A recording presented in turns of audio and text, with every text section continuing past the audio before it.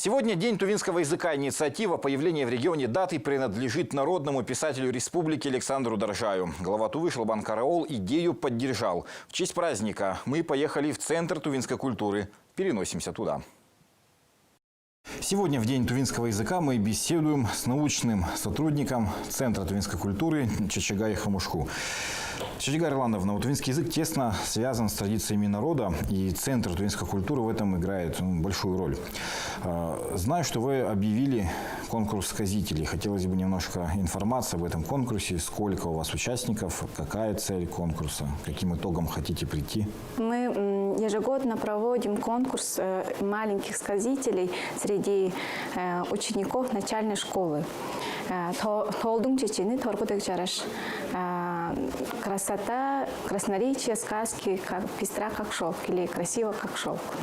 И в этом году в связи с пандемией мы объявили этот конкурс на онлайн, электронно. На сегодняшний день уже заявки принимаются, окончены, прием заявок окончен. Приняты 21 заявок. 10 участников по первой категории, это школьники первых и вторых классов. Вторая категория – это школьники третьих и четвертых классов. Первая категория рассказывают сказки, просто рассказывают. Маленькие, какие они выберут по жанру, по своим способностям. А по второй категории там уже мы рассматриваем речитативное исполнение сказки. И, как сказать, как бы это начальный первый шаг, и можно сказать, даже более мудрый шаг, уже более устоявшегося сказителя. Конкурс направлен на то, чтобы ознакомить детей с миром сказки, как оно исполняется, почему так исполняется, и почему так важно слушать сказки, и почему так важно рассказывать сказки. По вашему мнению, насколько важны сказки? Сказки формируют у человека духовный, богатый мир. Человек через сказки обучается различать добро от зла. Тувинское горловое пение – это популяризация и языка, и традиций тувинских. Скажите, сегодня много ли молодых, перспективных хомежи у нас? Мы сейчас наблюдаем развитие тувинского хомея. У нас каждый год проводится, не каждый год, а каждый год отмечается День хомея. И каждые 2 года проводится международный фестиваль хомей в Центре Азии. Каждые 5 лет проводится международный симпозиум, этномузыкологический симпозиум хомей «Феномен культуры народов Центральной Азии».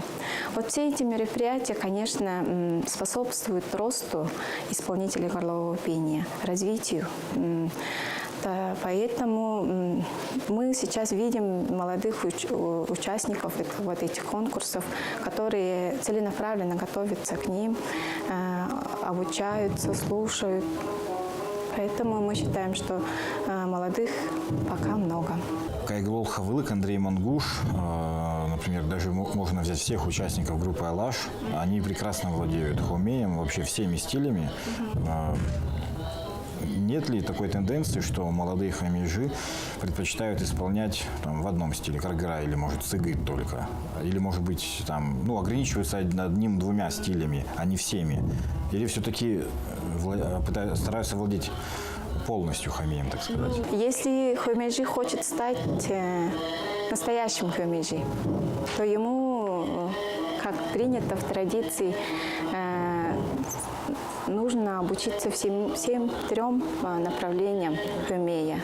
И хомей богат тем, что внутри, вот, например, каргара, есть еще какие-то способы извлечения, звукоизвлечения. И у хомея также, у сугыта также, да, под стили и другие способы. И поэтому считать себя устоявшимся, вот состоявшимся в хомежи, наверное, можно считать, когда человек-исполнитель овладел всеми способами. День тувинского языка – дата значимая. Какую функцию, по вашему мнению, несет этот праздник? Мы возвращаемся к к родному языку, мы возвращаемся в стихи наших классиков, мы возвращаемся в традиции, мы возвращаемся к сказкам. И, конечно же, мы понимаем, что это очень важно. Это нужно, и это очень функцию выполняет. Конечно, он популяризирует, конечно, он требует внимания. И сам по себе язык, если на него не обращать внимания, если его не поддерживать в настоящее время, в век глобализации, конечно, он может исчезать. Есть такая статистика, что каждый день или каждый год теряется по одному языку в мире. И поэтому для нас, конечно, важно сохранить родной язык, развивать во всех направлениях.